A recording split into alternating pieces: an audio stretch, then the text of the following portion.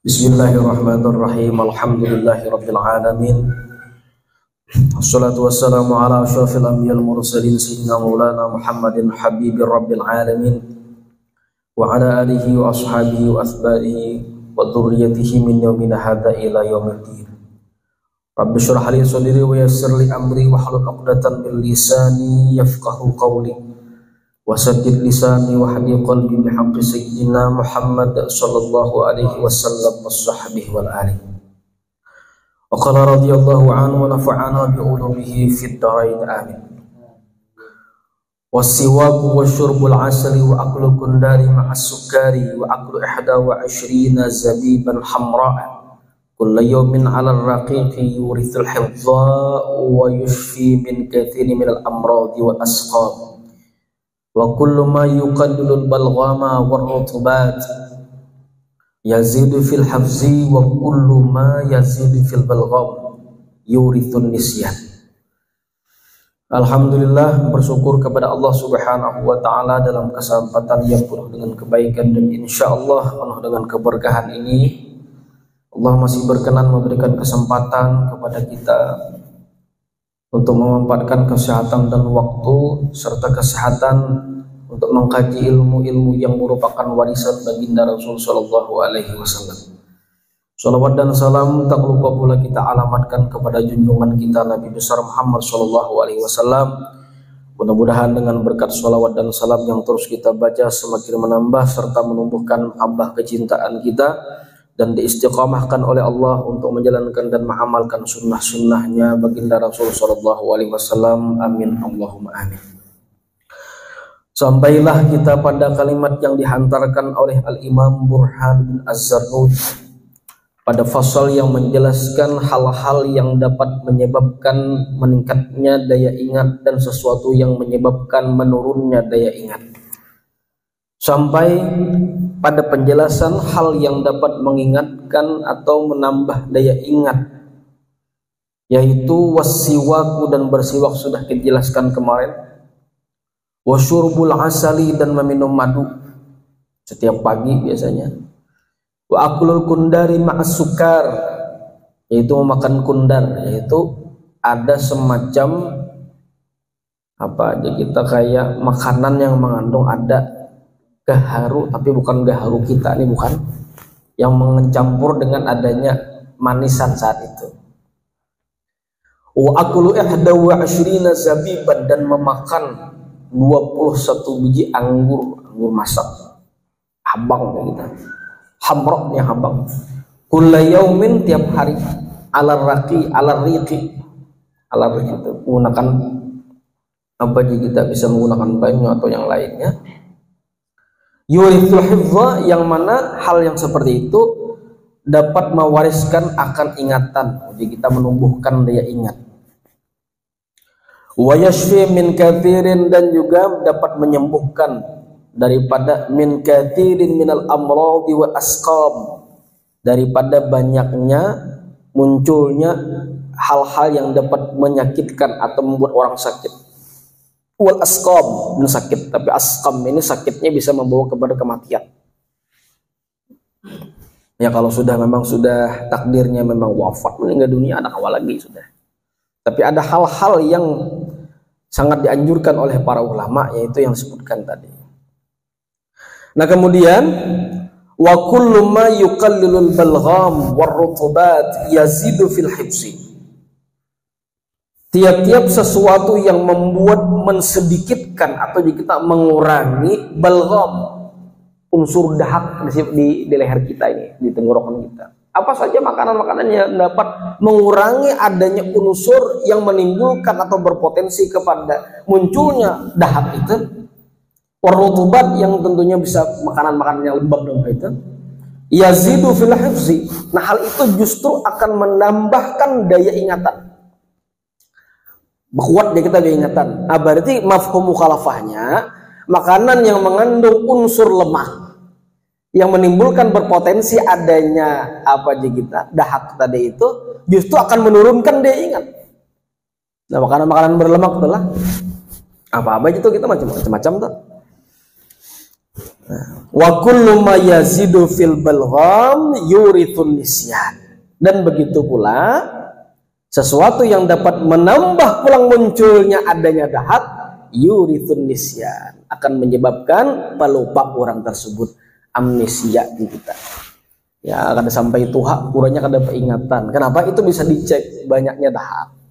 Nah, kalau orang-orang di pondok rajin itu biasanya pakai gurah. Tapi kalau gurah nimah kada tahan, ini seluruh parus itu dikurasnya barataan. Orang mah gitu kada kawan itu bujung seorang rumah sakit karena apa semacam pencuci perut. Dah nih keluaran. Dahak keluaran saat itu. Nah, itu bagian hal-hal yang menjelaskan tentang menumbuhkan dan daya ingat atau menurunkan daya ingat. Nah, kemudian masuk pada pembahasan wa amma yurithun nisyan fal ma'asi. Adapun sesuatu yang dapat mewariskan atau menimbulkan pelupa itu diantaranya adalah fal ma'asi. Maka sudah tidak bisa dipungkiri lagi kemaksiatan menjadi orang tersebut lupa. Berarti bisa diingat itu kenapa? Maka aku nih ada peringatan nih ada tuh berarti di urutan pertama ini kah? Walaupun banyak, bisa jadi di sini. Makanya kan satu ketika Imam kita Imam Syafi'i itu beliau mengeluhkan tentang penurunan daya ingat kepada guru beliau yang bernama Waqi'. Padahal kalau kita pahami dari biografinya Turjumatus Syafi'i atau menakib biografinya Imam Syafi'i itu sudah kita pahami daya hafal yang beliau miliki itu artinya melihatkan baca sudah hafalnya. Sedemikian itu beliau masih melaporkan kepada guru beliau Imam Waqi' tentang buruknya daya hafal. Coba kita rasapi sini. Kecepatan menghafal Imam Syafi'i yang seperti itu masih dikeluhkan beliau tentang beliau. Aku kada hafalan. Kita hafal kadang-kadang ada sama mengeluh juga. Bacakin syukur sudah. Ini beliau masih mengeluhkan terkait tentang penurunan daya hafal yang dimiliki beliau. Padahal kalau kita lihat ini halaman 93, ini halaman 92. Membaca 93, 90 ditutup. Karena bila membaca ini kita lihat ini hafal. Sedemikian itu tingkat kecerdasan dan kehafalan Imam Syafi'i masih mengeluhkan tentang masalah bagaimana beliau tersebut jeleknya hafalan. Sampai beliau mengatakan syakautu ila waqi'i su'a hifzi. Dalam ungkapan syairnya syakautu ila waqi'i su'a hifzi fa arsyadani ila tarkil ma'asi bi anna ilmallahi nuran wan nuru la yuhda lil 'asi. Dua bait syair itu, empat baris. Ujar beliau syakautu ila waqi', aku melaporkan dan mengeluhkan kepada guruku Imam Waqi' su'a hifzi, tentang jeleknya hafalanku. Padahal sudah kita jelaskan tadi itu tingkat beliau hafalannya luar biasa. Beliau memberikan tips kepadaku, sebagaimana tips itu dituliskan oleh Imam Burhan Az-Zarruji dalam kitab beliau. Ujar beliau fa arsyadani ila tarkil ma'asi. Beliau memberikan tips kepadaku, memberikan petunjuk dan arahan kepadaku cuman satu, ila tarkil ma'asi, untuk meninggalkan kemaksiatan. Ada sini alasan kamu jangan kayak ini, jangan kayak ini, jangan orang kesehatan tuh jangan makan ini, makan ini. Ini sudah dijelaskan. Tapi inti di urutan yang pertama adalah kemaksiatan menjadi sumber pertama orang tersebut diturunkan daya ingat tersebut. Yang pertama tuh. Nah, macam-macam maksiat itu, maksiat zahir lah, maksiat batin lah, segala macam. Cuman itu menjadi asbab pertama.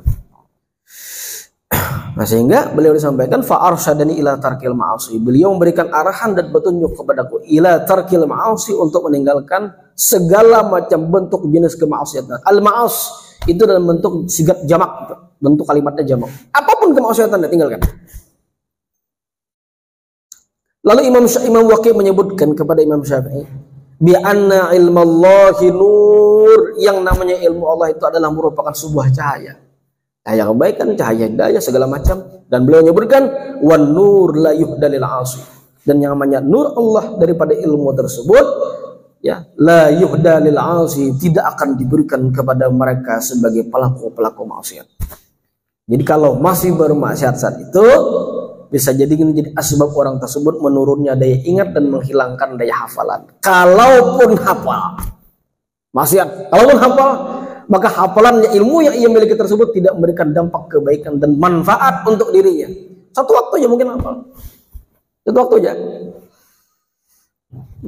Cuman tentunya pulang bagi orang yang sudah hafal, bagi orang yang sudah hafal seketika misalkan karena inya kada ingat. Inya kalau mengulang bahasa tak nyaman karena sudah suah singgah. Suah singgah tak nyaman sedikit. Beda kalau kita kada suah hafal, suah apa bingung. Makanya di pondok itu kadang-kadang ada metode yang memang disuruh guru tuh ngerti kadang-kadang mahafal. Gurunya tuh misalkan al-kalamu wal murakab fi bil waqt. Terus disuruh menghafal segala macam. Apa maksudnya? Kena dulu, kena paham aja. Nah, ketika seandainya itu lupa di kemudian hari, ini mudah untuk mengingat kembali karena sudah suah singgah. Nah beda nang kada ada lalu nang ini. Aku aja maksiat aja aku pindah hilang hafalan. Kenapa nang dihilangkan? Kada ada hafalannya. Nang dihafal kada pernah dihilangkan. Habis sudah dasar kada ada. Nah beda kalau orang memang sudah ada hafalan. Sedikit banyak ada manfaatnya. Paling ada ingat nah seperti itu. Nah itu yang pertama.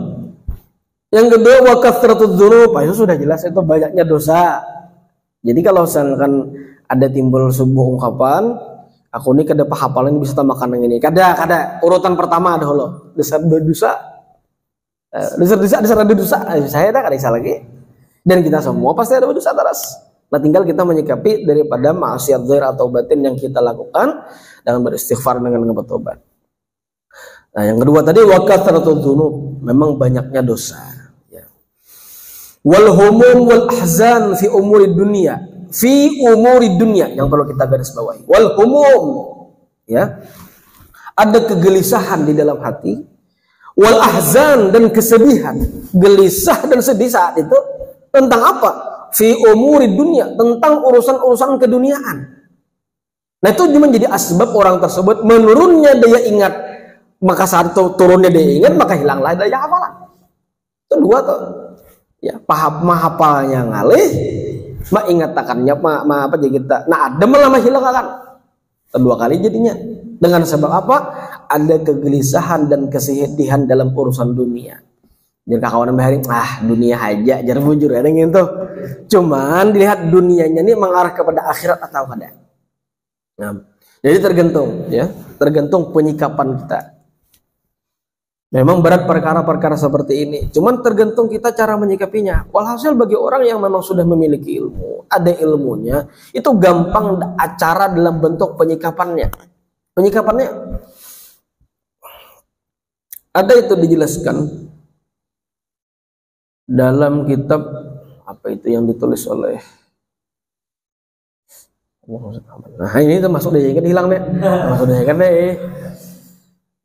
Yang mana ungkapan itu menyebutkan bahwasanya setiap zaman itu ada bentuk amalan dan penyikapannya. Nah, penyikapannya. Setiap zaman itu bagi mereka yang hidup di zaman tertentu ada cara penyikapannya. Contoh, orang dulu itu kalau beramal sesuai amal dengan zamannya.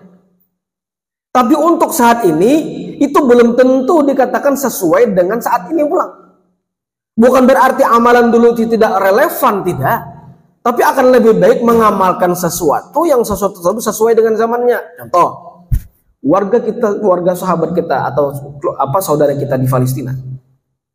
Itu tidak bisa berdiam diri dengan mengamalkan wiritan-wiritan karena bom enak. Itu beramal sesuai zamannya. Zaman saat ini apa? Itu kada perlu kuat. Karena kalau contoh misalkan kayak di Yaman, wajar orang sana ilmu amal ibadah selesai, bekerja seadanya, tenang. Ya sudah, manfaatkan ketenangan itu dan kesempatan itu. Silakan. Tapi bagi wilayah orang-orang lain yang tertentu, itu mengamalkan sesuai dengan saat ini. Sesuai dengan zaman ini disebut dengan cerdas dalam beramal. Ada orang maksiat di rumah. Maksiat di rumah. Berdiam diri kita ada. Beramallah saat itu yang paling tepat adalah apa? Maka bisa jadi amal nahi munkar yang paling berpotensi untuk mengamalkan ibadah itu. Maka itu yang lebih utama. Nah, jadi jangan istilah kada heran-heran dengan sesuatu yang lain itu jangan heran-heran, jangan kada heran istilahnya. Harus bergerak saat itu. Itu yang disebut dengan menyikapi amal perbuatan dan ilmu sesuai dengan proporsinya atau dengan sesuai kondisinya, kondisi zamannya. Nah, itu yang disebutkan itu bahwasanya cara penyikapannya itu yang seperti apa. Nah, adanya kegelisahan dan kesedihan dalam urusan keduniaan itu tidak patut untuk dijadikan kesedihan. Walaupun sedih cuman kadosa pina anu banar toh. Kadosa bener penyakit akan banar toh kadosa. Nah. Wa kasratul isghali wal ala'iq, yaitu banyak menyibukkan, banyaknya melakukan sesuatu kesibukan dan hal-hal yang memang tidak begitu layak. Artinya tidak begitu nang kada tapi penting benar. Nah, itu. Kan Nabi sudah menyebutkan biar Nabi min husni islamil mar'i tarkuhu ma la ya'ni. Tanda baiknya keislaman orang itu tergambar dan terlihat tarkuhu ma la ya'ni, meninggalkan sesuatu yang tidak terlalu bermanfaat. Dan itu maksudnya kasratul isghal. Atau kita banyak menyibukkan sesuatu yang memang tidak terlalu bermanfaat. Kalau untuk bermanfaat silakan. BEM dan SEMA dilihat kegiatan-kegiatan segala macam. Manfaatnya seperti apa? Lakukan. Ada kontribusinya untuk kampus dan orang banyak? Lakukan. Nah, jadi ada hal-hal yang kesibukan itu bersifat produktif. Itu berproduktivitas untuk daripada segala kesibukan dan aktivitas itu dilihat lagi. Waqad dzakarna annahu la yanbaghi lil 'aqil ay yahtamma li amri dunya li annahu yadur wa la yanfa'u. Dan sungguh telah kami sebutkan, ujar pengarang kitab ini, annahu bahwasanya la yanbaghi lil 'aqil, tidak sepantasnya, tidak sewajarnya, tidak sepatutnya lil 'aqil, bagi mereka yang memiliki akal, bagi mereka yang memiliki pemahaman, bagusnya apa? Ayah tamali amri dunia, itu tidak pantas terlalu menyibukkan benar aja bahasa kita. Li amri dunia, tentang perkara-perkara dunia. Kampus ini dunia, tapi ada urusan dengan akhirat, berarti masih ada hubungan akhirat. Berapa banyak dari Nabi itu amalan-amalan yang dunia terlihat mungkin seperti dunia biasa, tapi karena bihusnul niat, karena baiknya dunia, baiknya niat, maka ia berubah menjadi amal-amal akhirat. Maka itu menjadi hubungan kebaikan. Jadi jangan terlalu. Jadi jangan juga ini dianggap dunia berataan, jangan juga itu. Akhirnya ditinggalkan berataan kan juga. Ya. Orang bekerja pun, atau orang begawi dimanapun, di perusahaan atau di perkantoran, selamanya dengan tujuan aku menghindari daripada yang haram, makan rezeki yang haram, maka perkara atau yang tersebut itu bernilai akhirat juga namanya. Jadi luas dalam pemikiran itu. Nah, karena sekali lagi li amri dunia, karena perkara dunia yang berlebihan seperti itu, li annahu yadurru wa la yanfa'u, itu justru memudaratkan dan tidak ada nilai kemanfaatannya. Sekali lagi, bukan berarti memangkas perbuatan-perbuatan dunia kita. Kalau perbuatan dunia itu bermanfaat ke orang banyak, kepada isi agama, maka amalan dunia yang begitu banyak bisa menjadi amal-amal akhirat. Makan dunia, minum dunia, baju dunia. Tapi kalau makan dan minumnya itu untuk memberikan amunisi ataupun nutrisi kekuatan kepada kita untuk melakukan kebaikan, maka amalan dunia tadi itu menjadi amal akhirat. Makanya ada pertanyaan itu, apa tujuan niat itu? Tujuan niat itu apa? Supaya membedakan antara bainal adat wal ibadat. Makan adat menjadi ibadat ketika adanya niat. Nah, itu tergantung kita. Wa humumud dunya la takhlu 'anil dhulumati fil qalbi. Kegelisahan tentang perkara urusan keduniaan la takhlu, itu tidak pernah sunyi, tidak pernah kosong, 'anil dhulumati fil qalbi, daripada kegelapan-kegelapan di dalam hati kita. Mencamuhi ya kita, jangan terlalu benar. Jadi ya kita tergantung memandang sisi kemanfaatan itulah. Itu cerdasnya orang muslim beramal itu seperti itu. Dilihat orang kayak dunia, padahal ada dunia ada, malah jadi amal-amal akhirat. Wa humumul akhirah, dan kegelisahan memikirkan bagaimana nanti pasca kematiannya itu akhirat, la takhlu 'anil nuri fil qalbi, itu tidak pernah sunyi daripada cahaya yang muncul di dalam hatinya. Wa yadhharu atharuhu fis salati, akan nampak kesan, imbasnya, efeknya dilakukan pada waktu melaksanakan sholat. Kualitasnya berbeda kan? Ya. Kualitasnya berbeda tuh. Jadi bila menyibukkan perkara-perkara urusan keduniaan, sibukkan atau karena kekaruan jadinya. Makanya sebagian orang tua kita beranggapan seperti ini, untuk ilmu aja kamu sekolah aja atau kuliah aja. Karena biar kami namanya. Nah itu artinya cerdas dalam menyikapi hal seperti itu. Karena kalau kita terlalu sibuk berdahulu dalam urusan keduniaan, maaf kata, bila sudah abut kali duit segala macam, karena kada ingat lagi yang seperti itu. Makanya kan di bab kita yang sebelumnya sudah jelaskan, utlubul ilma la yaduru bil amal, wa utlubul amal la yaduru bil ilmi. Silakan menuntut ilmu, tapi dia memudaratkan kepada pekerjaan. Artinya sambil silahkan bekerja, tapi jangan juga sampai mencederai atau merugikan kepada menuntut ilmu. Jadi ada balance, keseimbangan. Hari ini bagawi, hari ini bekerja, besok-besoknya masih ada waktu kesempatan menuntut ilmu. Jadi seimbang yang seperti itu. Wa humumul akhirah la takhlu 'anil nuri fil qalbi. Itu tadi ya, adanya kegelisahan, sibuk memikirkan urusan akhirat, itu tidak akan pernah sunyi dan tidak akan pernah kosong daripada nur yang muncul memang di dalam hati tersebut. Dan akhirnya imbasnya adalah muncullah kebaikan tersebut, atharnya atau kesannya dalam urusan beribadah. Jadi kualitas beribadah semakin khusyuk saat itu. Fahamud dunya yamna'u 'anil khair. Fahamud dunya, adanya kegelisahan terkait urusan dunia, yamna'u 'anil khair. Itu justru mencegah daripada kebaikan. Ya. Kalau tidak bisa membedakan tadi itu. Wahamul akhirah yahmilu alaihi, dan kegelisahan tentang atau memikirkan urusan akhirat membawa kebaikan kepada orang tersebut. Yahmilu alaihi yahmilu ilal khair. Maksudnya membawa dan berefek kepada kebaikan bagi orang yang memikirkannya.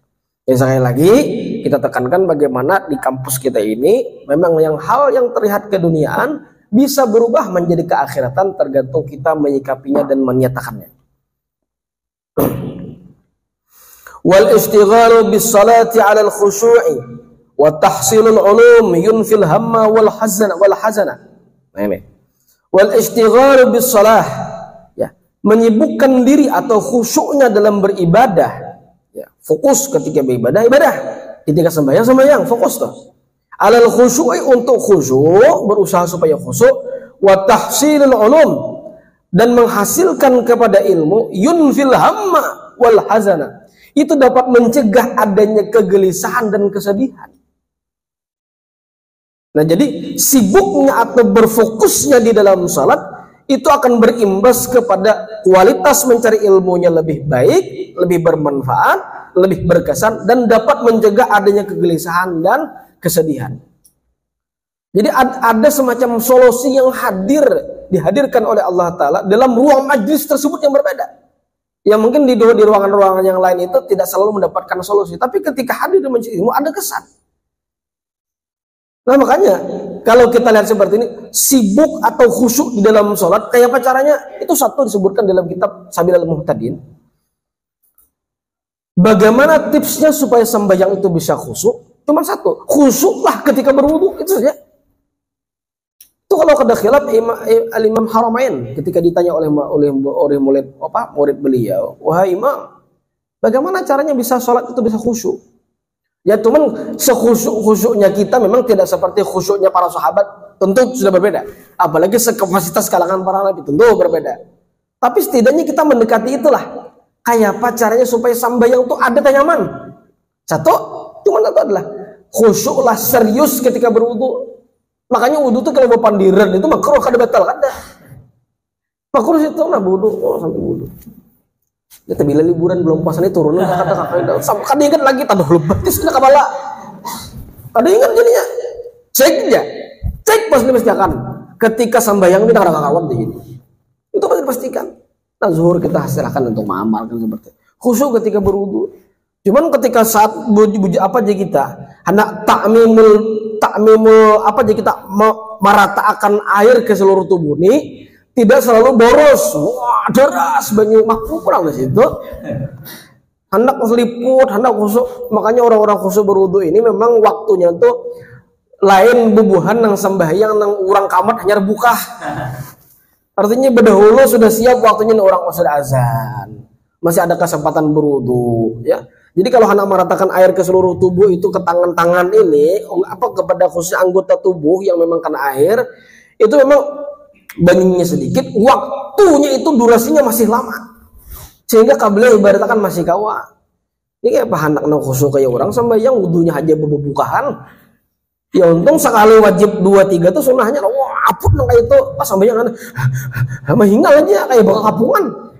Jamin di pertama takbir aja jamin kada pecahan khusyuk. Jadi sekali lagi cuma satu tipsnya itu. Khusyuk di dalam salat itu cuma satu. Ketika bisa khusyuk ketika berwudu itu bila orang bertakun itu aja jawabannya.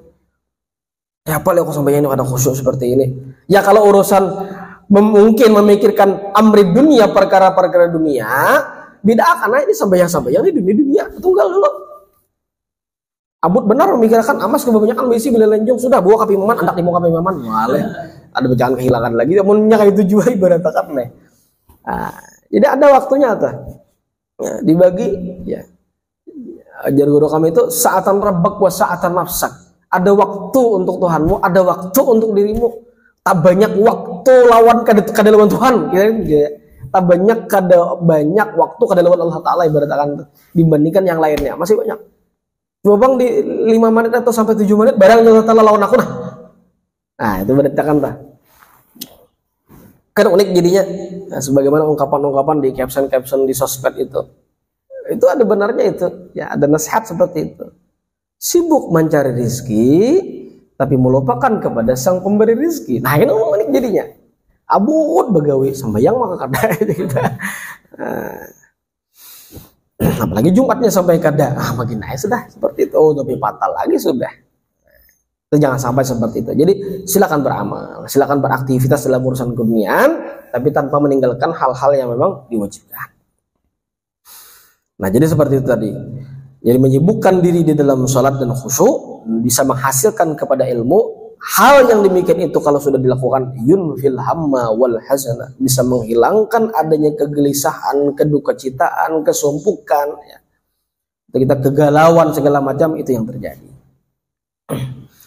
Wa amma asbabun nisyanil almi fa'aklur apa aja kita kuzbaratir rutbah. Wa amma asbabun nisyan, adapun penyebab lupa itu adalah lupanya ilmu itu seperti memakan al-kuzbarah. Al-kuzbarah apa ge? Apa itu lagi? Kuzbarah. Rutbah. Rutbah itu yang lembab. Amin. Hah? Ketumbar lah. Mungkin debit kita waktu di Bondowo itu tumbar lah. Atau mungkin bumbu-bumbu pada makanan yang memang tidak berdampak kepada daya ingat seperti itu. Ketumbar lah. Itu semacam biji-bijian itu. Wattufahil hamid, tufah, nah itu tufah itu baru apel. Tapi ini alhamid yang masam. Apa berarti tufah? Berarti apelnya itu hijau masih masam. Nah makanan masam itu lebih berarti. Cuma ada makanan asam yang memang ada unsur vitamin ada, ya ada. Nah tapi untuk buah-buah yang masam khususnya pada apel, alhamid yang kecut di bahasa Indonesia kan itu justru tidak begitu baik. Tapi pada unsur yang lain mungkin ada baik, tapi untuk daya ingat, mungkin kesehatan bisa, tapi untuk khusus pada daya ingat itu akan berefek, berpengaruh. Wan nadhuru ilal maslub. Nah, memandang kepada maslub apa kayak salib. Simbang ampat lain apa? Salib itu memandang pada salib lah. Nah, itu makruh tuh. Lah. Tapi berdampaklah kepada akidah kada. Masuk gara-gara melihat salib itu tiba-tiba menjadi murtad kan? Ujar almarhum Gus Dur, seorang mukmin yang baik itu tidak akan merasa berubah keimanan hanya karena melihat salib. Bujur ya. Cuman pada daya ingat akan berpengaruh, kerancakan. Apakah melihat seperti itu? Lah jangan juga. Ada hajat. Wa qira'atul lawahil qubur termasuk menurunkan daya ingat juga. Qira'atul lawhil kubur, ketujuh membaca tulisan-tulisan di batu nisan kuburan. Datang ke kuburan membacain naran-naran orang aneh-aneh orang behari itu. Untuk kaminting itu macam-macam narannya. Orang behari kan macam tuh halo macam-macam nah. Apa hajatnya? Nah kalau mencari kuburan si Ano bin si Ano wajar. Ini kan puluhan ketujuh bacain. Sudah benarannya aneh pulang kuburnya salib pulang nah janganlah. Dosalah kada, cuman akan berimbas kepada penurunan daya ingat. Kamu kawan jangan, apa perlunya kita? Nah, jangan sampai itu. Wal mururu baina qitaril jimal. Nah ini melewati antara qitaril jimal apa kayak? Dua unta tuh aja. Jamal kita. Nah, kenapa imbasnya lah tahu kita? Ada tuh menurut analisa para ulama nih unta tujuh lalu lalang nih. Mau pinang lebih sipak ya cuma ada tuh analisis para ulama lah ada tuh maksudnya tuh kenapa jangan dianjurkan seperti itu.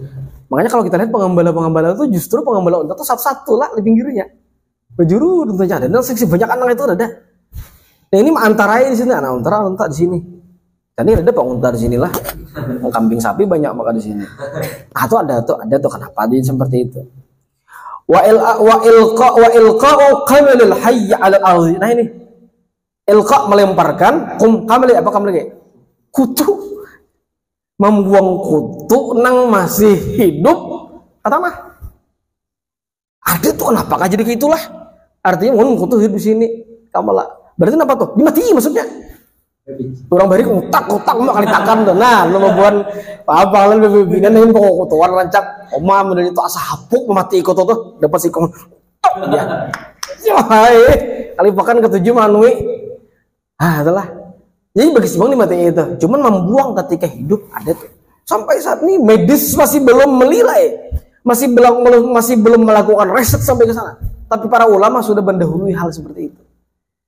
Nah, seperti contoh Nabi kan menganjurkan bila masuk ke dalam WC itu didahulukan betis kiri dan dilanjutkan pakai alas kaki atau sandal dari kita. Ada apa seperti itu? Nah, sisi bersandalnya mungkin kita masih rasional, masih merasionalkan supaya jangan dilihat, supaya jangan kuman. Tapi kalau masuk kiri maka sudah bersandal. Bahkan Imam Ghazali menyebutkan dalam kitab Bidayatul Hidayah itu nanti sama Ustaz Ubaidillah itu dianjurkan pakai penutup kemana? Nah kalau kita di pondok lah banyak kopi harta pakai dia, lagi mau ke WC. Jadi kalau kopi akan mengakui, nah bayar bentuk kopi ya masuk WC tak. Nah ini sudah kada bersandal, kada kopi segala macam. Ada apa? Oh ternyata salah seorang dokter yang ada di Mesir saya lupa lah siapa nama beliau tersebut. Itu melakukan sebuah riset penelitian. Ada apa?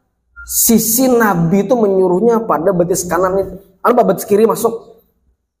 Maka sudah bersandal. Oh ternyata di betis kirinya ada satu urat yang memang urat itu tidak ada di sebelah telapak kaki kanan. Yang sehingga kalau didahulukan sebelah kiri maka mampu meredam virus yang ada di tempat kotor tersebut.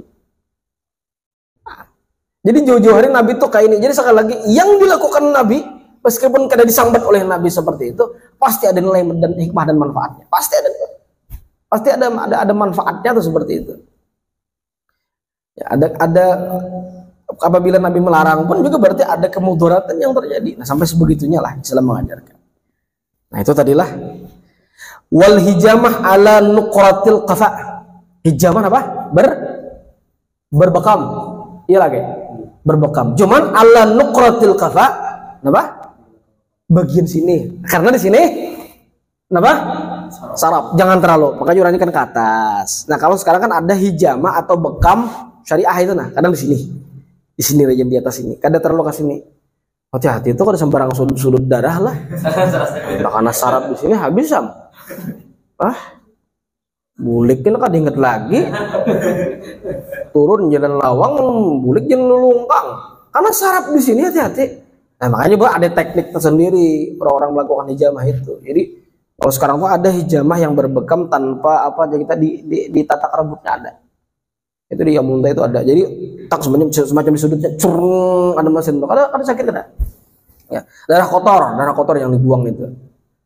Nah, itu termasuk. Cuman kalau seperti ini al-hijamah ala nuqratil khafa ini yang memang pada bagian ujar bahasa Banjar kita di burit tundung ke bawah sini lah. Ini area saraf sini berbahaya.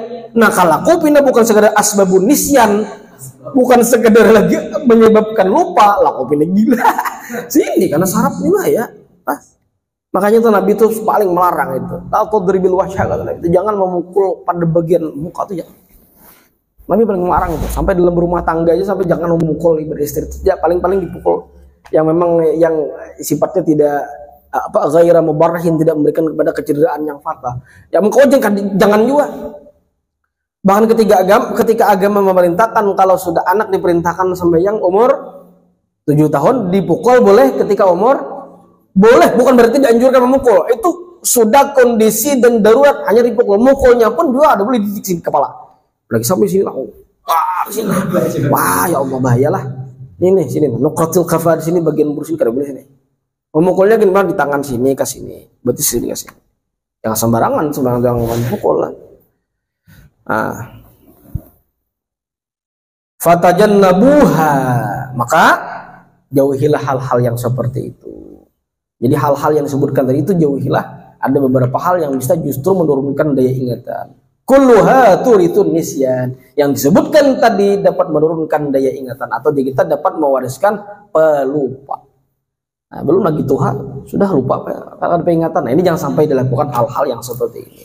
Artinya kalau kita menghindari hal-hal yang disebutkan seperti itu, maka kita harus termasuk bagian ikhtiar kepada Allah. Sekali lagi ikhtiar kepada Allah untuk menjaga ilmu dan menjaga daya ingatan tersebut.